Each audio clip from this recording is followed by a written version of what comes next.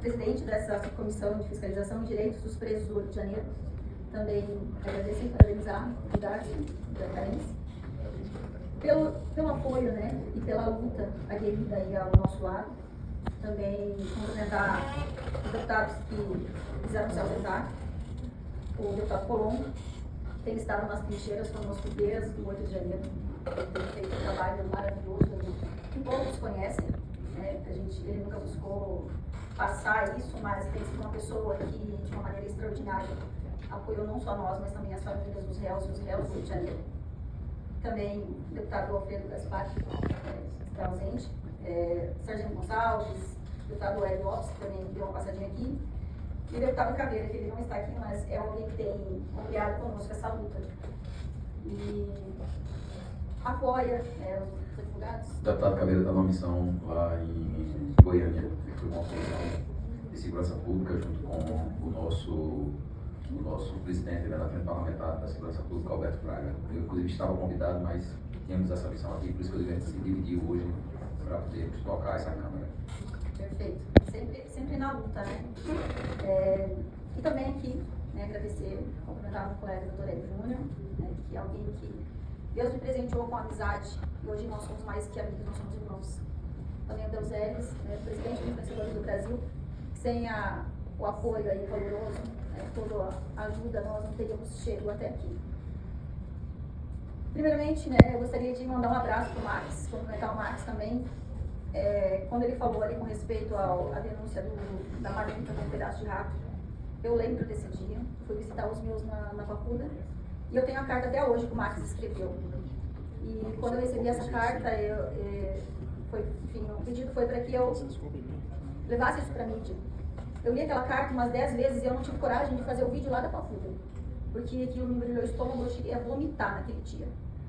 Porque eu já sabia das marmitas estragadas, das marmitas com caco de vidro, com pedra, com canudinho de plástico no meio, com carne podre, fio de cabelo. E eu vi isso porque quando nós visitávamos os presos políticos, o parlatório era do lado direito, e aqui do lado esquerdo tinha a brisa, que eles chamavam, e quando eu entrava para visitar os meus, era horário de refeição, vinha um cheiro horrível, por aqueles vãos das paredes ali, e muitas das vezes, né, a gente olhava, ia conversar com tinha alguns policiais militares presos ali, e às vezes eles abriam a marmita e mostravam. Eu saía vomitando de lá, porque a comida era podre. E nesse dia, quando eu recebi a carta do Max, dizendo que eles encontraram um pedaço de rato na marmita, eu pensei, o que mais falta acontecer para eles aqui dentro? Tantas humilhações, tantas violações lá dentro, e eu fui visitar as meninas na colmeia, e quando eu saí da colmeia, que eu consegui fazer um vídeo no final da tarde para expor isso. Eu tenho a carta do Max até hoje. 70 dias preso, eu perdi 15 quilos. Exatamente. Saí da Papuda, hoje eu tenho 74. Eu saí da Papuda com 60 quilos. Nós temos assistidos que perderam 30, 37 quilos, 39 quilos dentro de uma prisão. Aí vocês... tem um vídeo do ministro comendo, provando a comida lá na Papuda. Isso. Mas será que era a mesma marmita? Porque alguém... Não foi um ou dois. Todos os réus emagreceram 10, 15, 20, 30, 37 quilos dentro da prisão. Então não era uma marmita comível, não. E a mesma coisa aconteceu no dia 20 de novembro, no dia da morte do Clezão. Eu estava fazendo atendimento, eu sempre nas manhãs, até hoje eu tenho o costume de marcar esses atendimentos por videoconferência nas prisões do Brasil todo, né?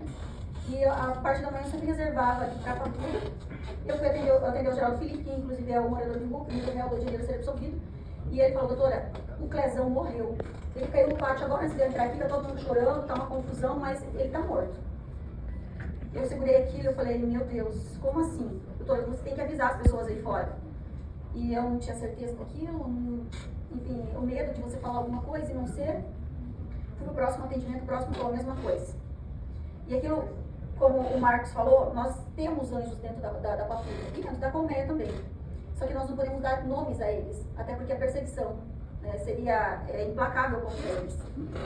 E nesse dia eu fui guardando aquela informação, de repente recebi um WhatsApp de um policial penal que estava trabalhando no dia. Doutora, fulano morreu.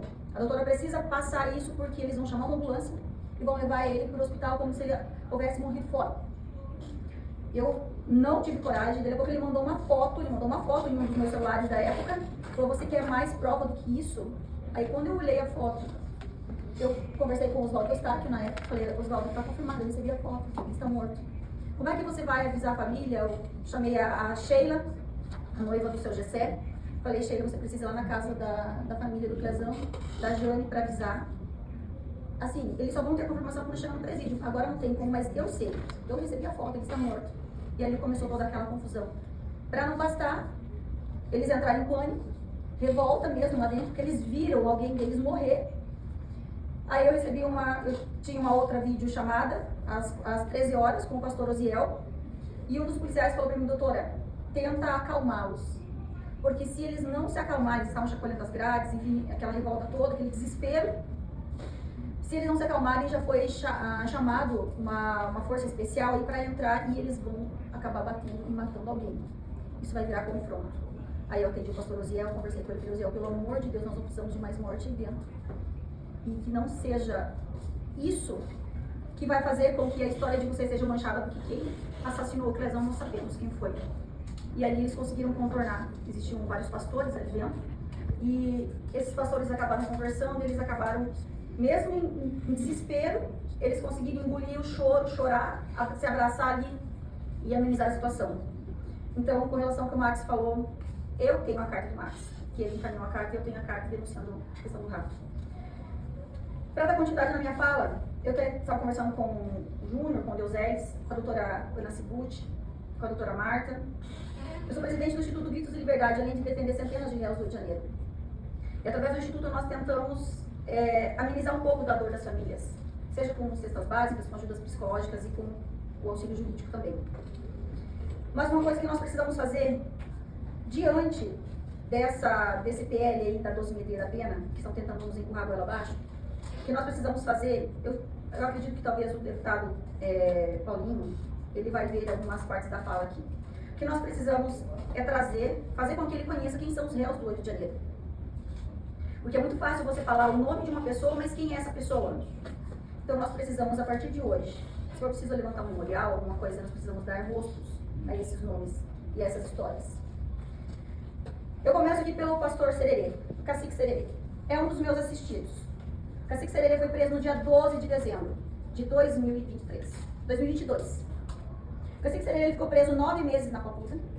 Ele e o Rodrigo, que falou anteriormente ali, são 2 indígenas que não obtiveram abnesse pelo fato de ser indígena. Porque é só os nossos de direito que não tem o direito, né, o reconhecimento.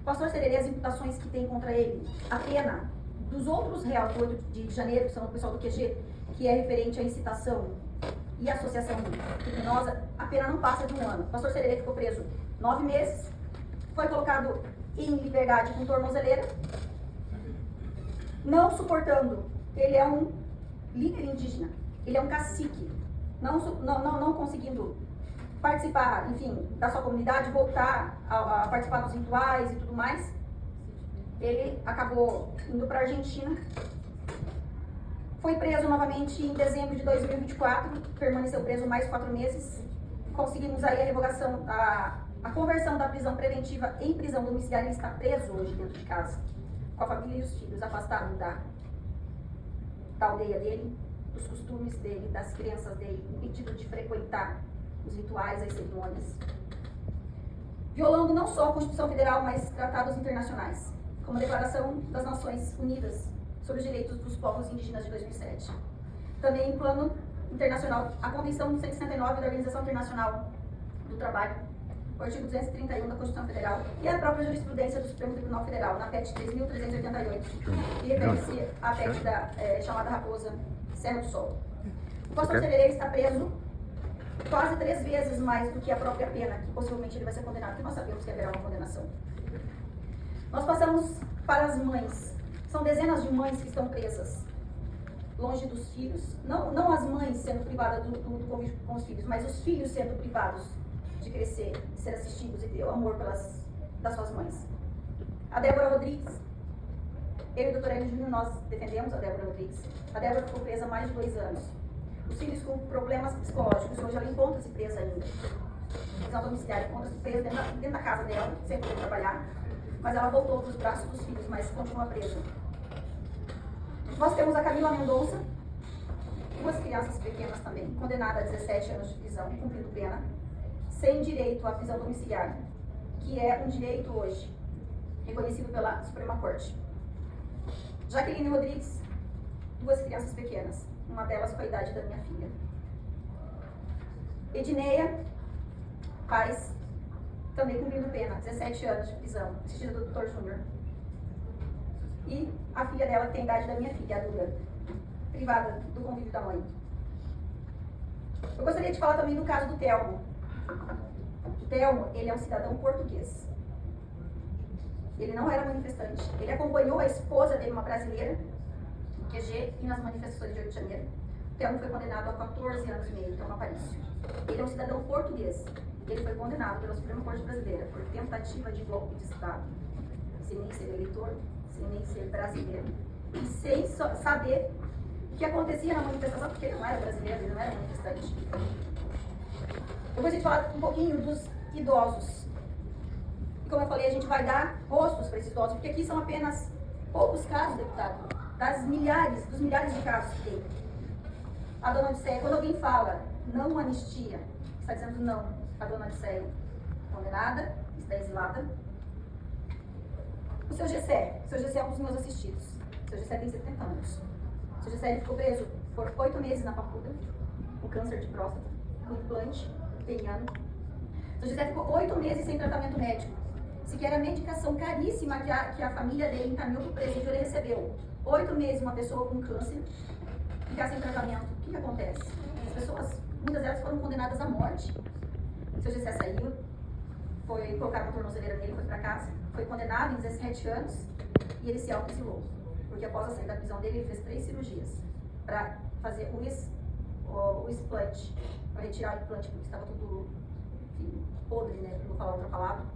E ele está hoje autoexilado na Argentina, porque após a condenação de 17 anos, se ele retornasse à prisão, era pena de morte para ele. O seu Moisés dos Anjos cumpre pena, é um idoso, cumpre pena no CR de Mineira, também condenado aí a 14 anos de prisão. O seu Levi e o filho, Leandro, ambos foram condenados a 14 anos e meio, cumprem pena no presídio de Sinop. O seu Levi queria muito vir para as manifestações em Brasília. O Leandro, engenheiro, único filho, falou: ok, eu vou acompanhar o senhor, vou deixar o serviço sozinho para lá. Ambos foram presos, ficaram presos 8 meses na faculdade. Foram liberados, colocaram a tornozeleira, posteriormente ambos foram condenados e ambos hoje cumprem pena no presídio de Sinop, no Mato Grosso do Sul. A dona Jusilene, que muitos, né, repercutiu muito a imagem dela, ela é uma idosa, foi condenada a 14 anos de prisão, está presa no presídio de Florianópolis. Ela foi agredida assim dentro da prisão, e ela foi agredida por ser uma réu do 8 de janeiro. A advogada do Instituto, a doutora Ana Carolina Cibucci, ela denunciou isso aqui, denunciou a agressão, e adivinhe, a doutora Ana Carolina hoje, ela sequer pode visitar por vídeo, porque ela está proibida de visitar a assistida dela. Porque o presídio e o STF entenderam que ela expôs a imagem, mas ela colocou isso aqui nos autos. Essa foto ela tirou um print porque o presídio estava ocultando que ela havia sido agredida. Ela colocou isso aqui nos autos e os próprios autos vazaram, porque os autos eles não são sigilosos, é físico. Então a mídia teve acesso, foi exposto em uma audiência pública, que o nome já diz, é público, mas não conseguimos a revogação da prisão dela, não conseguimos a prisão domiciliar dela, ela continua presa e isolada no presídio de Florianópolis. Claudinei Pego foi condenado, foi preso no 8 de janeiro, nunca saiu da prisão até hoje, foi condenado em 17 anos, está hoje no presídio foi para Contagem, ele tem um filho pequeno e tem problema psiquiátrico.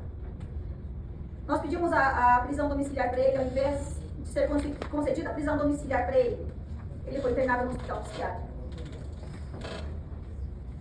Aqui está o Diogo Galvão. O Diogo Galvão ele é um preso preventivo, acho que é um dos únicos da Operação Lesa Pátria.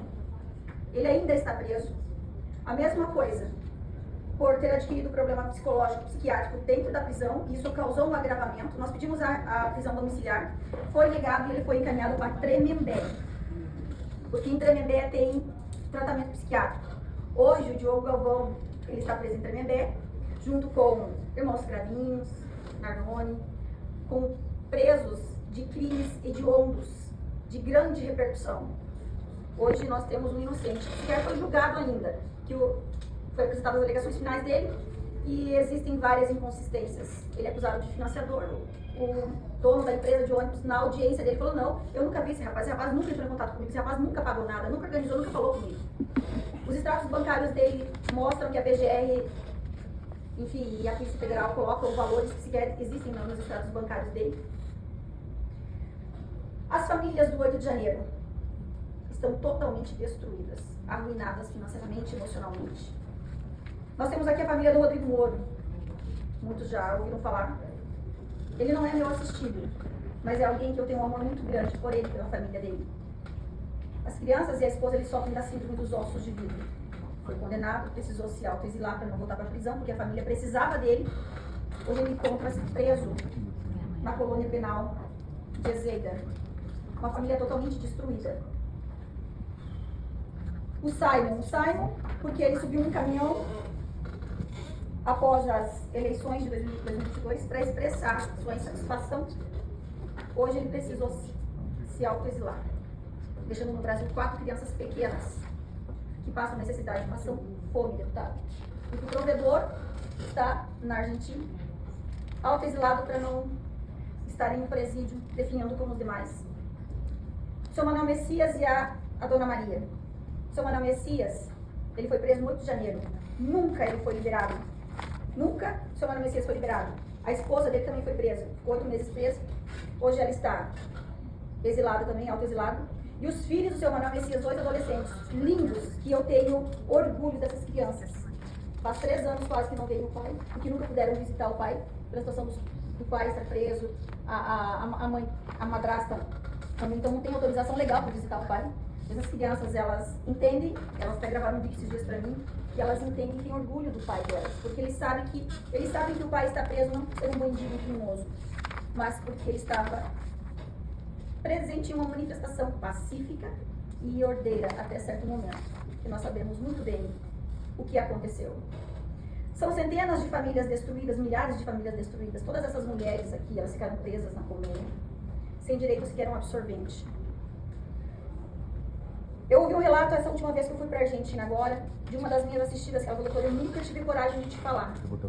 Mas devido à prisão, as mulheres ficaram muito nervosas devido à prisão, ser levadas para o presídio, porque eram pessoas comuns, que da noite para o dia foram marginalizadas, criminalizadas, trancafiadas em presídios. E como essa questão toda mexe com a questão hormonal, muitas menstruaram um dia, 2 dias depois. E essas mulheres passaram semanas menstruando sem absorvente e sem conseguir sequer trocar a roupa delas. Uma delas me falou: doutora, eu vou te falar, mas eu tenho muita vergonha, porque o meu advogado na época era um homem. E um dia após eu chegar na colmeia, eu acabei menstruando. Aquilo, a minha roupa estava lavada, de sangue, não tinha o que nós fazer, não tinha roupa íntima, não tinha absorvente. E quando o meu advogado entrou no parlatório para falar comigo, que meu marido pagou para fazer uma visita, quando ele entrou no parlatório, que ele me viu lavada de sangue, ele chegou a virar o rosto. Ele falou: me desculpa, dona Neuci, mas eu não consigo olhar a senhora assim. Elas não tiveram direito sequer absorvente. E nós começamos a denunciar isso, conseguir arrecadação de COBAL para tentar entrar, mas isso levaram semanas. Elas não tinham roupa para trocar lá. Porque a maioria das pessoas eram pessoas humildes que vieram para Brasília porque os ônibus não pagaram passagens, não tinham dinheiro. E essas pessoas foram presas e a maioria das famílias não sabiam que elas estavam presas. Levaram semanas para as famílias terem conhecimento que elas estavam presas. E até lá nós conseguimos conseguir doações para encaminhar roupa, absorvente, o COBAL que nós chamávamos, né? Até as famílias conseguirem alguns mandar para dentro do presídio os COBAIs, e alguns a gente continuou encaminhando. E uma das coisas que o deputado Polon fez, que poucos falam, poucos sabem, mas ele foi uma das pessoas que os presos do estado dele, ele nunca deixou faltar um COBAL. Ele nunca deixou faltar aqueles kits de bolacha que a gente mandava. E ele dizia: não, os advogados vão lá visitar que eu vou pagar, porque as famílias não tinham condições de pagar uma visita de um advogado, porque nós vínhamos para Brasília e voltávamos para as nossas casas, ainda que por pouco tempo, Mas eles precisavam ter alguém aqui para visitar eles, porque o desespero das famílias deles era surreal, é imensurável. Então, tinha advogados para visitar, para levar recado para as famílias e para levar os cobaias. E assim, eu nunca terei palavras para agradecer ao deputado Colombo por tudo que ele fez. E ele nunca divulgou isso. Nós, por muito tempo, também não falávamos sobre, mas a gente precisa dar honra a quem tem honra. Nós temos o caso do deputado Daniel Soares. Daniel Soares, ele está preso em Limeira, cumprindo uma pena de 16 anos e meio. No dia da audiência de custódia, no dia da audiência de instrução e julgamento do Daniel, ele é um dos meus assistidos, o Dr. Júnior, e o falecido Dr. Luiz Felipe. O policial, que era testemunha da acusação, reconheceu o Daniel, porque eles não reconheciam, as pessoas eram muito presos. E o Daniel Soares, ele reconheceu como sendo uma das pessoas que não depredou. E sim, que estava ajudando a limpar os cacos de vidro para que outras pessoas não se ferissem. Ele foi condenado a si mesmo a 16 anos e meio. A mãe dele está desenganada dos médicos, nesse momento está no hospital, em São Paulo. O Daniel é o único filho e o único familiar da dona Inês. Ela tem esquizofrenia e descobriu um câncer. Ela está em estado vegetativo hoje, ligada a aparelhos. Não tem familiar para cuidar dela. A Igreja Cristã do Brasil, quero deixar aqui o meu agradecimento, por ela não ter ninguém. A Igreja Cristã do Brasil pegou a dona Inês, levou para uma casa de idosos. E essa casa de idosos começou a cuidar dela faz 4 meses. E hoje a dona Inês está apenas com cuidados paliativos, porque ela, inclusive, ela está com aparelhos, né? Ela não conhece ninguém, ela não fala, está dormindo, está literalmente em coma. E nós requeremos a prisão domiciliar ou a liberação para que o Daniel acompanhe os últimos momentos, as últimas horas, os últimos dias da mãe. E ontem nós tivemos um requerimento, porque o ministro falou que nós não juntamos prova suficiente de que ele faz jus a isso ou que ela está nessa situação. Só que o hospital ele não libera o prontuário da dona Inês para nós, só libera para um familiar de primeiro grau. E nós não temos sequer como conseguir esse prontuário para demonstrar que ela está em um hospital neste momento. Doutora Tatiana, é o ministro Alexandre Moraes que indeferiu? Isso. A PGR manifestou pelo indeferimento, falou que mesmo nós juntando um vídeo dela ligado a aparelhos, mesmo nós juntando uma declaração do lar de idosos dizendo a situação que ela chegou, dizendo que ela não tem nenhum familiar, que ela foi levada lá pela Igreja Cristã do Brasil e que ela está internada hoje, está em estado vegetativo, está em coma, ainda não foi suficiente para a PGR, né, para o Paulo Conier, comover a situação, e ele requereu pelo indeferimento, manifestou pelo indeferimento e o ministro seguiu a orientação, né, o parecer da PGR está indeferido. Nós iremos tentar o pedido de reconsideração, porque não tem como nós conseguirmos o prontuário, não tem. Ela está em São Paulo, internada, e apenas o Daniel, que está preso, conseguiria o prontuário médico da própria mãe. Então nós não temos o que fazer nesse caso. Mas nós iremos dar um jeito, né, doutor Júnior? Nós iremos correr atrás. A Ana Flávia, que era um dos xodós do doutor que tem. A Ana Flávia tem um filho pequeno, ela encontra-se na colmeia. Nós estamos há meses tentando uma prisão domiciliar para a Ana Flávia.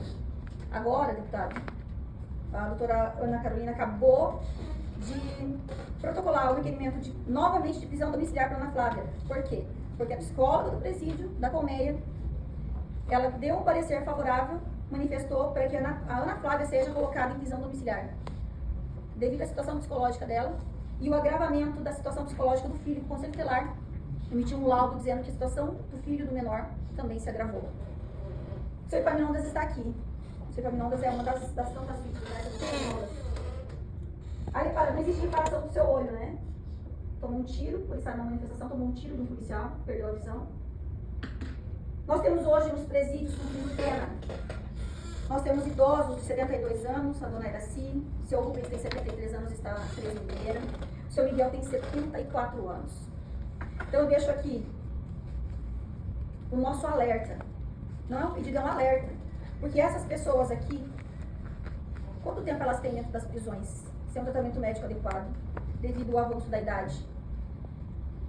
Nós precisamos, sim, que o deputado, né, que é o presidente ali do PL da Anistia, ele olhe para esses processos de uma maneira humanizada.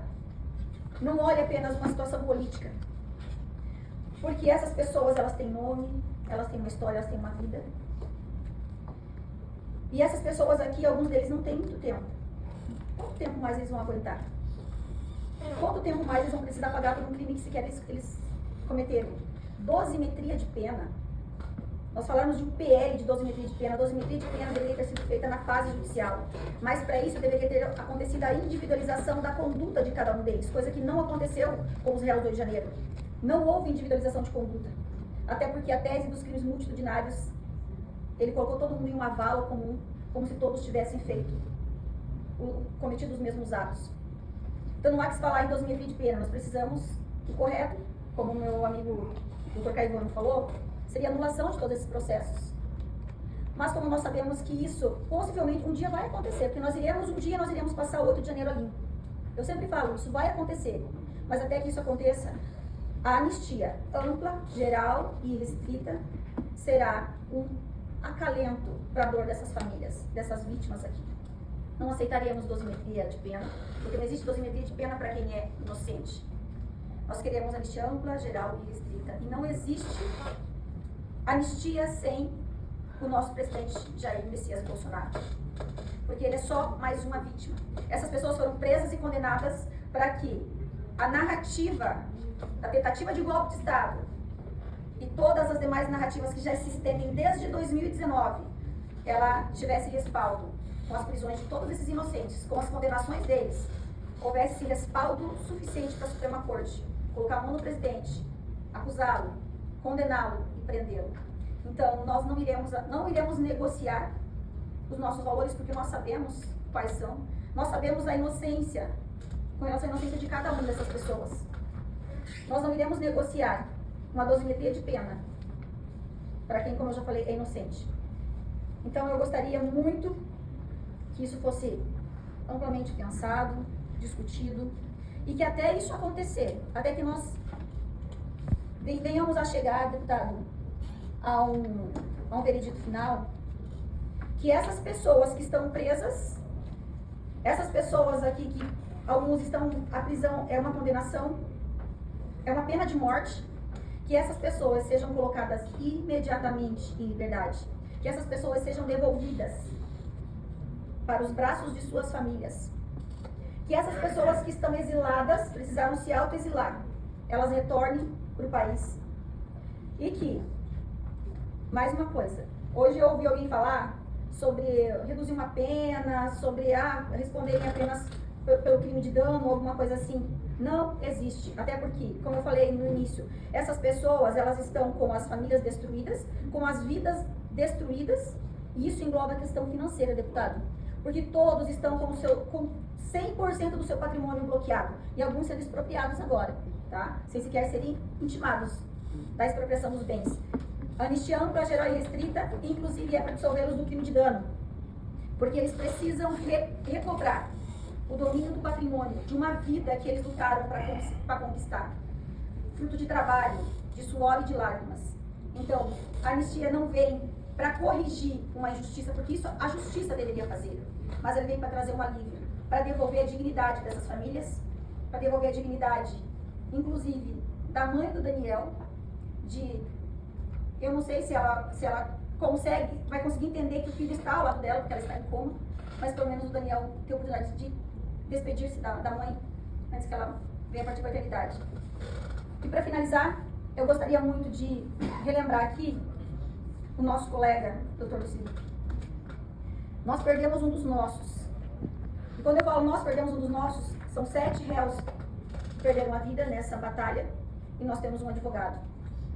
Porque todos nós estamos cansados, todos nós estamos exaustos, porque a indignação do deputado Colom, Marcos Colom, quando ele falou, quando você vê todas as injustiças, as violações da nossa lei, as violações processuais, nós nos deparamos a uma situação que não existe a quem nós recorrer.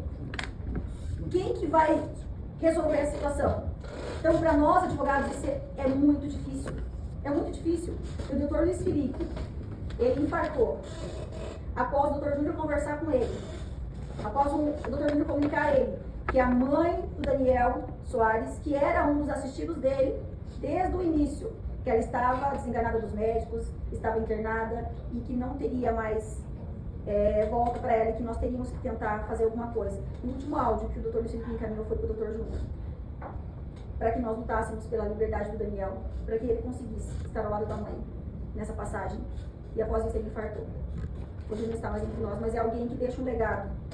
Podem existir muitas diferenças entre nós advogados, mas quando se trata da liberdade dos inocentes, dos réus do Rio de Janeiro, nós deixamos tudo de lado e nós nos unimos. E assim nós continuaremos até o fim.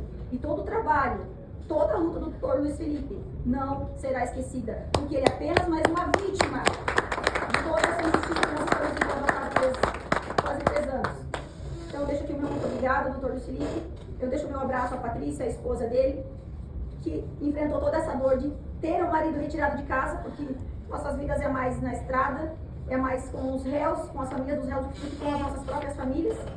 E hoje o Dr. Júnior até pediu perdão para ela, falou: Patrícia, perdão porque nós tomamos muito tempo de convivência sua com seu esposo.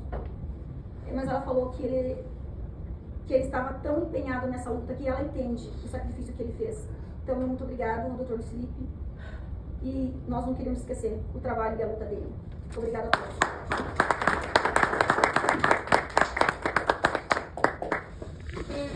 Realmente um depoimento desse, do doutor Daniel Teles, trazendo aqui as imagens, trazendo aqui a história de cada um, de cortar o coração. E aí eu quero aqui registrar que foi muito ruim o Paulinho da Força, que é o relator dessa anistia, escolhido aqui por esta casa, como presidente da casa. Ele não viu participar, mas tenho certeza que todos vocês que estão nos assistindo, que eu vou levar, eu não vou desistir. Paulinho da Força, se continuar como relator, tá certo? Ele vai ter que ouvir. Ele vai ter que, é o mínimo que ele vai fazer, ele tem que ouvir, tá certo? A gente entende que estão querendo agora dosimetria. Não cabe Câmara fazer dosimetria, não cabe. Isso é a justiça que tem que fazer. Dosimetria de pena quem faz é a justiça. E se por acaso for feita nesta casa, a gente tem certeza que quando chegar no STF, ele vai simplesmente anular. Ninguém tem dúvida disso. Já basta de empurrar com a barriga. Na verdade, o que a gente vê é isso. É a Câmara e o Senado, quem tem poder verdadeiro, está empurrando com a barriga. E a anistia, ela tem que ser total e restrita. Ela não pode ser meia anistia. E cabe a esta casa, sim, fazer uma anistia. Então, são os mecanismos que se tem, né, na justiça brasileira. O perdão, é a anistia, é a graça, né, o indulto. Então, isso tem que ser respeitado, tá na Constituição. Então, a gente vai lutar, tá certo? A gente fica muito triste com tudo que a gente vê, mas isso nos dá mais força ainda para continuarmos a lutar. Eu vou passar para o Dácio, mas antes eu queria só aqui pedir ao Marcos Vanucci que fizesse aqui suas considerações finais. Queria dar a palavra ao doutor Marcos, que está aqui nos acompanhando. Desculpa, doutor Júnior, que está aqui.